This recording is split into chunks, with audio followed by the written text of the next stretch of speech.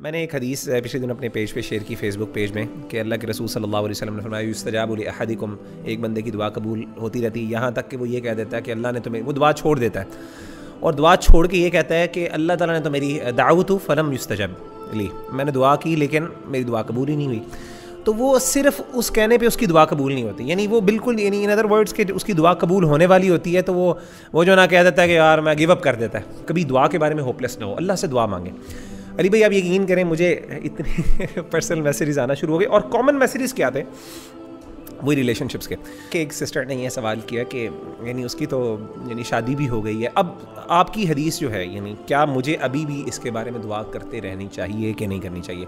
کیونکہ آپ تو کہہ رہے ہیں کہ آپ کو مطلب اللہ کی شان اور اللہ کی اس میں کیا کمی ہے، اللہ تعالیٰ تو تقدیر بدل سکتے ہیں، یعنی وہ اللہ کے یعنی ان سرکمسٹانسز تو کچھ بھی نہیں ہے نا اللہ کے پاس، تو میں یہ دعا کرتی رہوں یا چھوڑ دوں؟ میں تو بڑی دیر سے دعا کر رہی ہوں، اس کے شادی بھی ہوگی، بچے بھی ہوگئے. میں نے اس کو جو جواب یہ دیا، دعا کے ساتھ ایک فیلنگ آف توکل اللہ پر ہونا چاہیے، اور وہ فیلنگ آف توکل یہ ہے کہ میری جو خوشی ہے نا، مطلب میں یہ اللہ پہ توکل رکھوں کہ اللہ مجھے خوش کر سکتے ہیں. ہمارے ہاں نا ہمارے بیک آف دا مائنڈ یہ ہے کہ یہ چیز مجھے خوش کر سکتی ہے، اور پھر ہم اللہ سے اسی پہ اتنا انسسٹ کرتے ہیں کہ نہیں مجھے یہی چاہیے، یہ بلیو کرتے ہوئے کہ شاید مجھے خوشی اس سے ملنی ہے.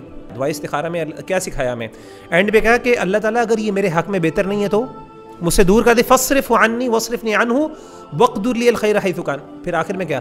ثم ردنی بھی، اللہ مجھے پھر اس پہ راضی بھی کر دے، یعنی میں خوش بھی ہو سکتا ہوں، اللہ مجھے خوش بھی کر سکتا ہے. تو یعنی وہ یہ بندہ سمجھتا ہے، یہ عام طور پہ اس طرح کی ریلیشن شپ، میں نے کہا آپ کیوں یہ سمجھتی ہیں یا سمجھتے ہیں کہ اس کو حاصل نہ کیا تو میں زندگی خوش نہیں ہوں؟ اللہ آپ کو اس سے بہتر نہیں دے سکتا؟ کیا اس کی شان میں نہیں؟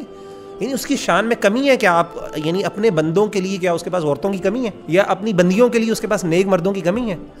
سبحان اللہ، اللہ آپ کو اس سے بہت بہتر. تو یہ فیلنگ جو ہے نا کہ میں فکسیٹڈ ہوں، اسی لیے امام نے قیم نے تو اس کو شرک کہا ہے نا، کہ اتنی فکسیشن ہے نا کہ میں سمجھ لوں کہ میں تو اس سے آگے جا ہی نہیں سکتا. یہ شرک فی المحبہ ہے.